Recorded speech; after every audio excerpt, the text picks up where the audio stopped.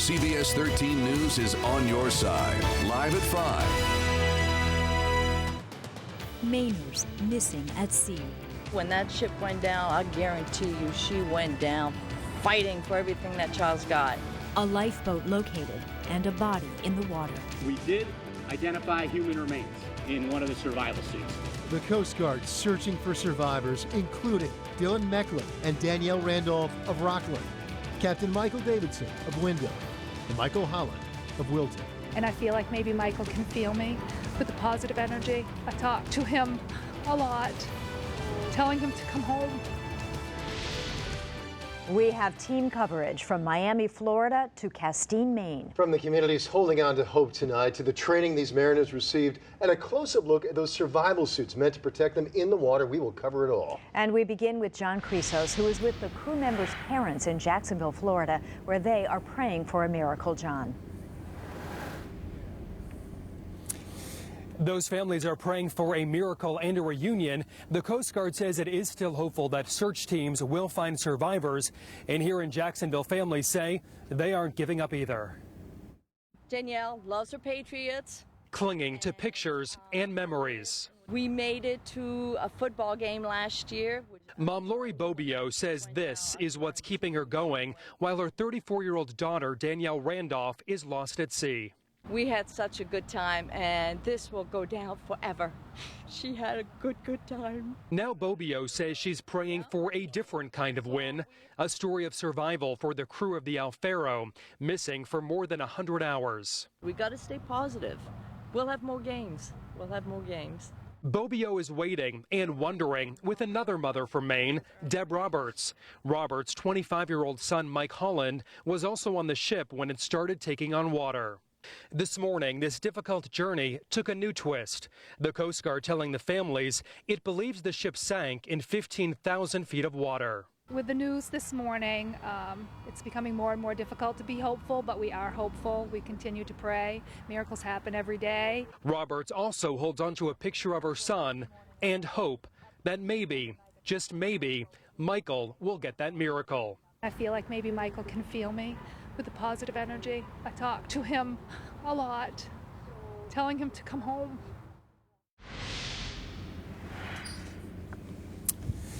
A tough day, as you can hear, here in Jacksonville, but even with the difficult time that these families are dealing with, they are standing by the company towed Maritime and also the captain. They say only the weather is to blame. Those families are expected to get back together a little later tonight around 7 o'clock over at the Union Hall. Reporting live tonight in Jacksonville, Florida, I'm John Crisos, CBS 13 News. All right, John, live with the parents down in Florida. John, we'll check back in with you in the next half hour. CBS 13's Lauren Hills continues our team coverage in Miami with where that search goes now. The Coast Guard says it believes the ship sank somewhere near the Bahamas after it ran into Hurricane Joaquin. They have not been able to find the vessel. Now the search and rescue efforts are solely focused on finding survivors. We are still looking for survivors or any signs of life, any signs of that vessel. The U.S. Coast Guard remained optimistic Monday morning that they may find survivors from the Faro ship disappearance last week. Captain Mark Fenner says they've searched 70,000 square nautical miles so far around the Bahamas where the ship was last seen. 33 people were on board. So far, no signs of life, but Fenner says they found items from the boat, like life suits. In one of the survival suits, we did identify human remains in one of the survival suits. We lowered a rescue swimmer to confirm that the person was deceased, and it was basically unidentifiable. There were 2 lifeboats on board that could hold 40 people each. One boat was found. Fetter says if the crew abandoned ship, they were faced with Category 4 Hurricane Joaquin conditions. Up to 140 mile an hour winds, seas upwards of 50 feet, visibility basically at 0. Those are challenging conditions to survive in. Challenging conditions, but he stresses these are trained and skilled mariners, and if anyone could have a chance of surviving, it would be them. The Coast Guard says it will now be flying much lower, hoping that it might see some smaller objects in the water. At this point, hoping to see some signs of life. In Miami, I'm Lauren Hills reporting. Well, While that intensive search continues, really, as we've heard, there's very little the crew members' families can do right now. But wait, watch, and pray. That includes in Windham, home of Captain Davidson. CBS 13's Brad Rogers is live there. And Brad, this was a very well-regarded, very experienced captain. Yeah, he certainly is, from all accounts we are getting. Here in Windham, he's known simply as Captain Mike, and it's a community, as this sign says behind me, now praying for Captain Davidson and his family. Today we spoke with a longtime friend of Captain Davidson who worked with him early on in their maritime careers. I've known him since we were kids. Our families had summer homes out on Great Diamond Island, and then we worked together here as captains at Casco Bay Lines. Nick Mavadonis has known the captain of the El Faro, Michael Davidson, most of his life. Captain Davidson grew up on this street in South Portland, and like so many mariners, loved the sea. He currently lives here in Windham with his wife and children. Now, he and 3 other Mainers are missing at sea after the El Faro sank off the coast of the Bahamas. When you know somebody on board and you know that there are other people from the state of Maine, it really is difficult. Mavadonis told us from what he's learned, the nearly 800-foot cargo ship was well maintained. He has no doubt that Captain Davidson and his company, Tote Maritime, put a lot of thought and planning into this voyage. The president of Tote Maritime says the El Faro captain and crew were monitoring what was then Tropical Storm Joaquin when they departed Florida. Mavadonis told us Captain Davidson was adamant when it came to safety. Very serious about what he did when we worked together. He was a very squared away mariner, very prudent, meticulous to details around navigation and about safety and passengers and cargo. Well, investigators will be taking a close look at the mechanical problems, the weather conditions, and other factors that led to the sinking of the El Faro. As captain of the ship, Captain Davidson, and his actions will also come under close scrutiny. But for now, the 53-year-old captain and most of his crew remain missing at sea. We are live in Windham tonight. Brad Rogers, CBS 13 News. Craig? All right, our prayers certainly with all of them tonight. Thanks, Brad. And not far away, people in Rockland will gather in less than an hour for a vigil there. Among them will be those who know and love Dylan Mecklin and Danielle Randolph. CBS 13's Marissa Bodner spoke with some of their friends and their former teachers. And Marissa, what did you learn today? Well, Greg, it has been a tough few days. This is a small maritime community. People here are very used to sending graduates off to the academy and then out to sea. They understand all of the risks. Right now, they're hoping for a miracle. Sorrow, really hurt, and still feel that. Paul Desaunier is watching and waiting as the U.S. Coast Guard searches for 2 of his former students, now missing at sea. It gets hard because you see these youngsters and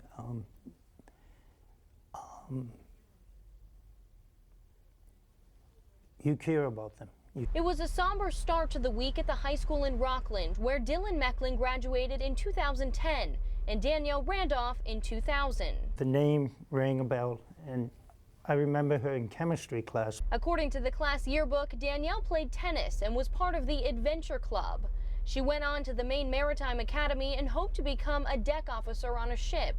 Dylan listed similar plans for his future. Wonderful personality, and it was a big personality, and you liked him. Gentry Birch was a classmate. Really one of the nicest people you'll ever meet. Many remember the 23-year-old as a standout athlete, especially on the basketball court. Voted most likely to appear on ESPN. Everybody, figured, he was going to do these great athletic things. Dylan knew that I have other goals. Dylan and Danielle both accomplishing the goals they set as teenagers in this small town. It's a reality, but we're extraordinarily proud of them for what they achieve and what they do every day. Just really hoping and praying can have a good outcome from this and hoping he comes home.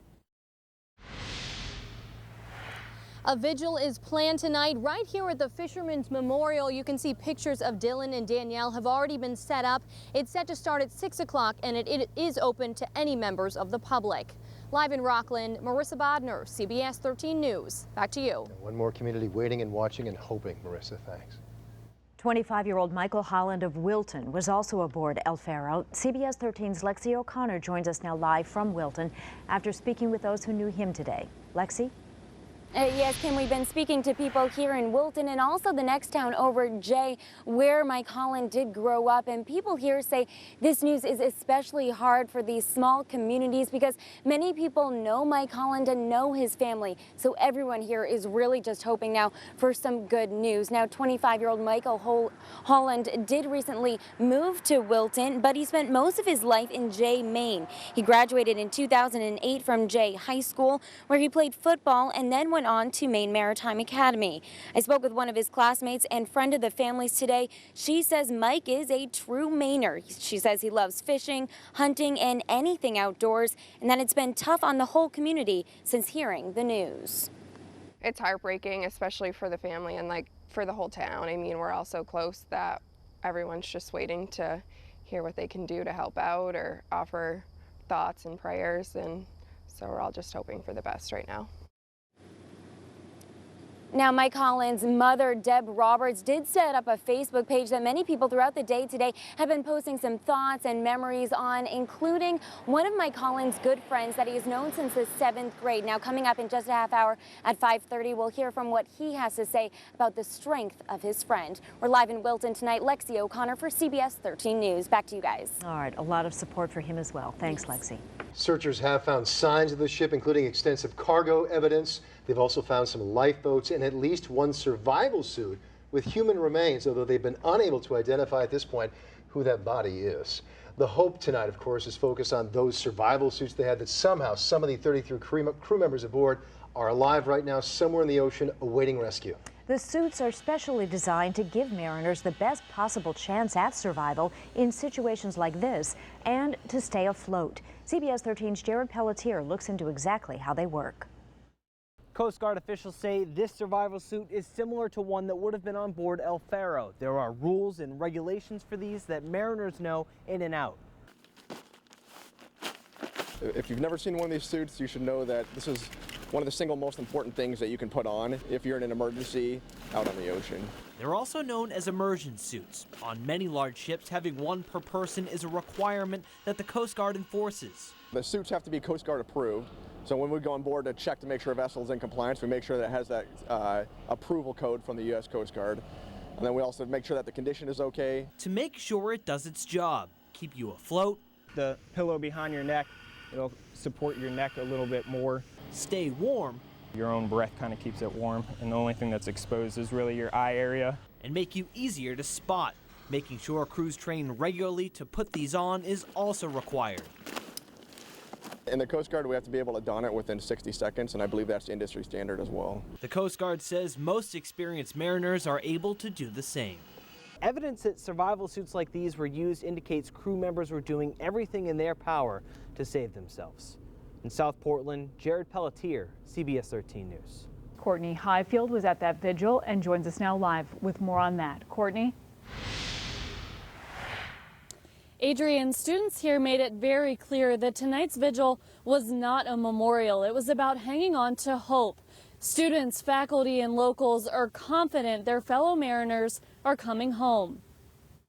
Be with them by night and day. For merchant mariners, we pray. A prayer and a moment of silence for Captain Michael Davidson, Danielle Randolph, Michael Holland, and Dylan Mecklin.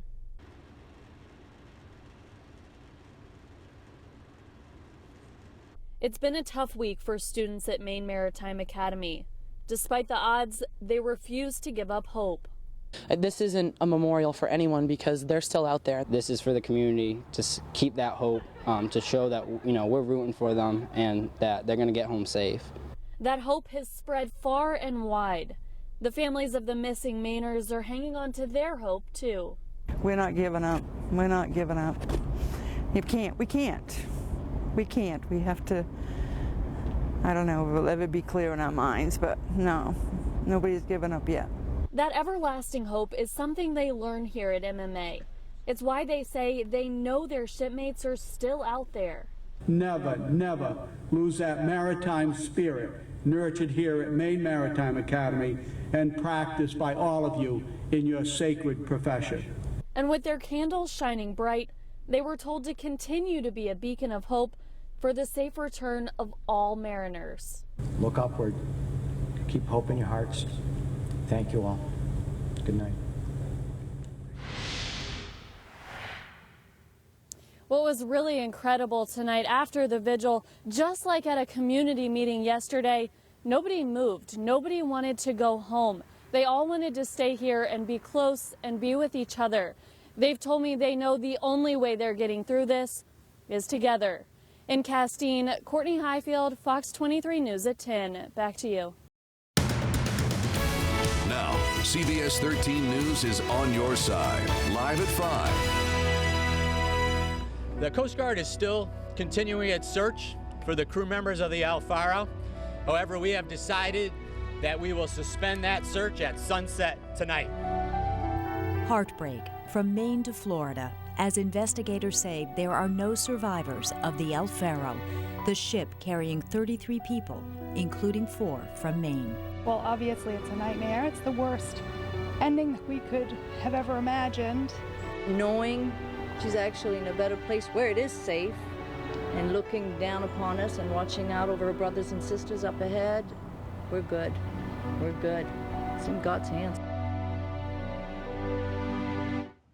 The Coast Guard says the decision to end the search for El Faro was a difficult one. They say they did all that they could, but after nearly a week with no signs of life, it's just time to move on. It's believed that El Faro sank last Thursday at its last known location near the Bahamas. There were 4 Mainers on board: Dylan Mecklin and Danielle Randolph of Rockland, Michael Holland of Wilton, and Captain Michael Davidson of Wyndham. Tonight, those friends and families are dealing with the news that their loved ones will not be coming home. We have team coverage from across the state tonight. But let's begin with CBS 13's John Chrysos in Jacksonville, Florida. And John, you've been speaking with the family throughout this ordeal. This is not the news anyone wanted to hear. A really tough day for sure here in Jacksonville, Florida. After 6 days of waiting and wondering, today those families learned they will be heading back to Maine without their children. But before they do, they told me they plan to come here to the beach so they can bottle up some water to feel like they're bringing home a little piece of their children with them. It's a nightmare. It's the worst ending that we could have ever imagined. As hours turned into days, moms Deb Roberts and Lori Bobbio held on to each other and hope that the Coast Guard would find their children lost at sea. Mike Holland and Danielle Randolph. Today, that hope faded.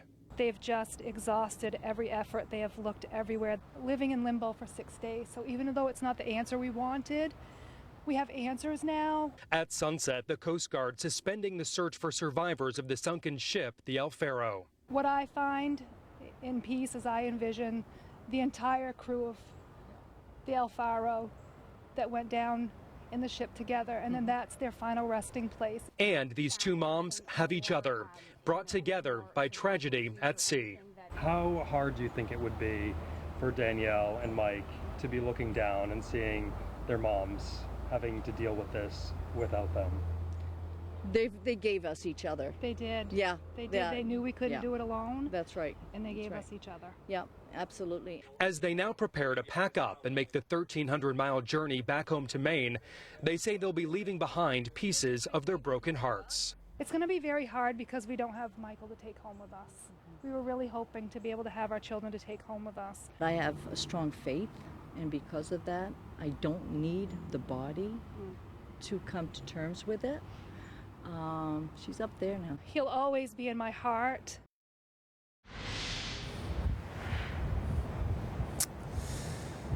And those families do plan to return home tomorrow or Friday, and they say they really are appreciative of the overwhelming support from so many friends, some new, some old, all back home in Maine. Reporting live tonight in Jacksonville, Florida, I'm John Chrysos, CBS 13 News. I wish they could know, John, that support will just continue going so much. Thanks so much, live from Jacksonville. Well, those thoughts and prayers for Captain Davidson are centered around Wyndham tonight. That's his hometown. CBS 13's Jennifer Long is live there, where there has been unwavering support for Captain Davidson and his family, Jen. Well, Greg, that's right. You know, as we drove out here to Windham along 302 West, we did see some signs that expressed their thoughts and prayers for Michael Davidson and the entire El Faro crew. And now the attention is being turned to those crew members' families who are certainly dealing with some heartbreaking news tonight. Along 302, we did see signs at the local McDonald's and the VIP here, messages to the El Faro crew showing their continued support. We spoke to an employee at the VIP here in Windham who says their sign went up 2 days ago. He says it is really tough to hear the news that the Coast Guard will be ending their search tonight at sunset.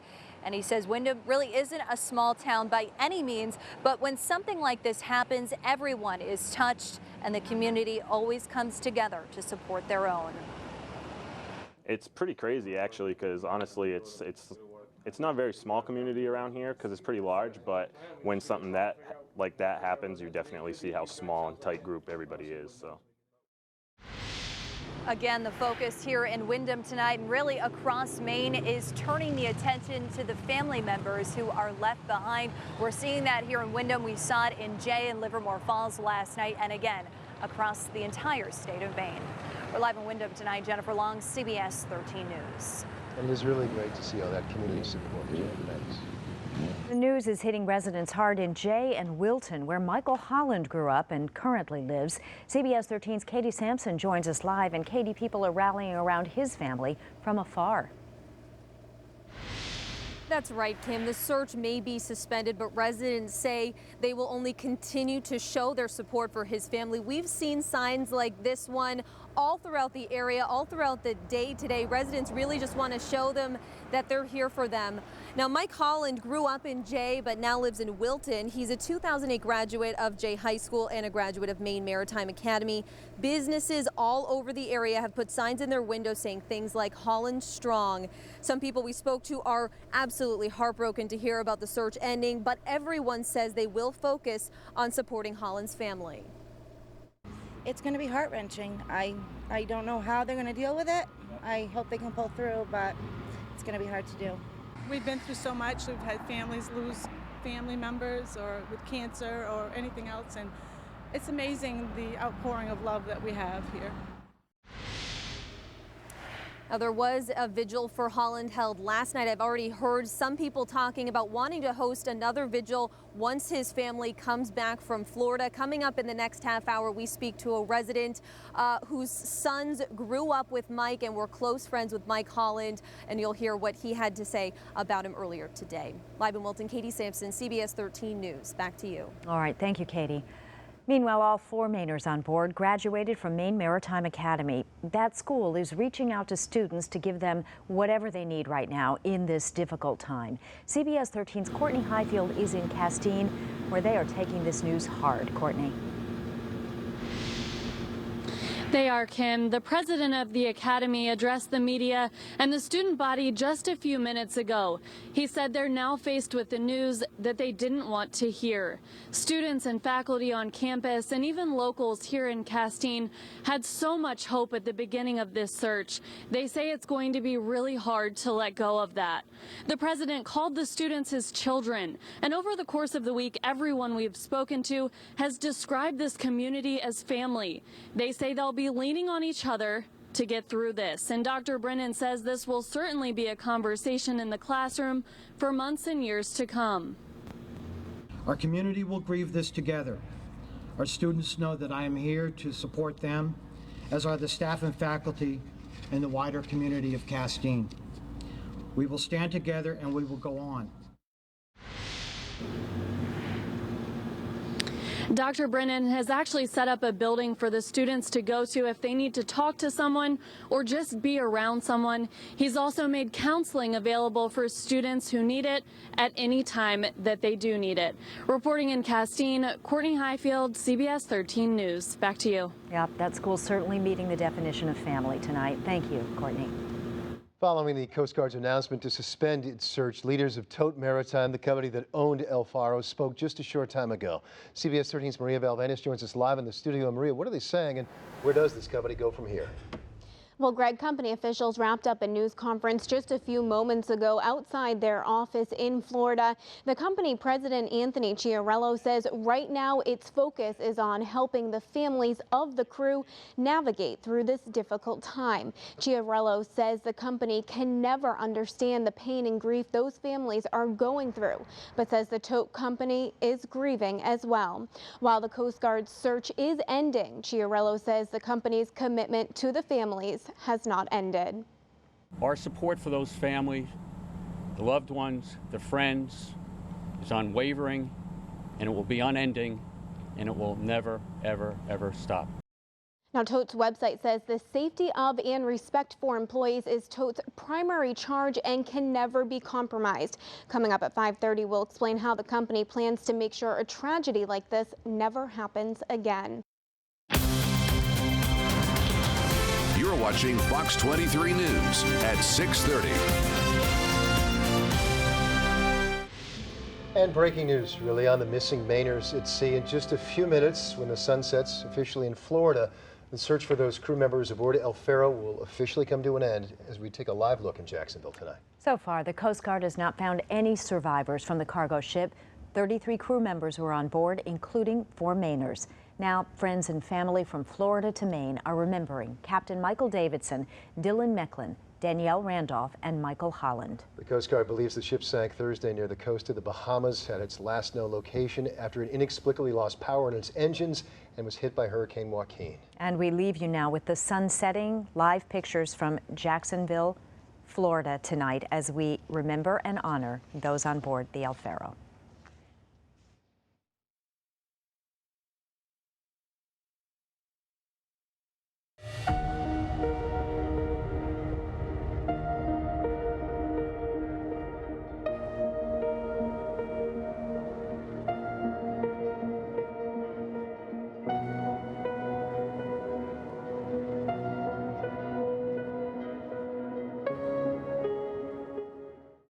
And we have team coverage this morning. Courtney Highfield is live at Maine Maritime Academy in Castine, where all 4 of the missing Mainers went to school. And John Christos is live in Jacksonville. John, let's start with you. The families are preparing to return home without their family members.